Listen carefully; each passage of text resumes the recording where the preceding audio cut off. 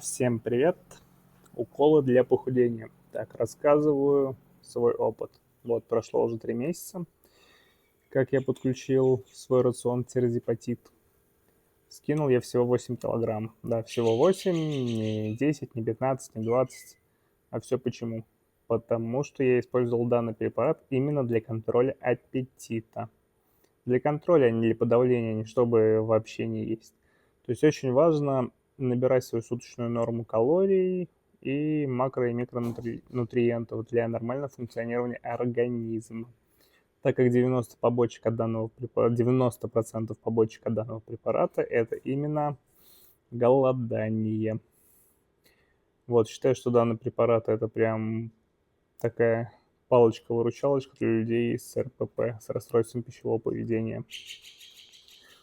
Так как сам я очень люблю сладкое, для меня также данный препарат был находкой.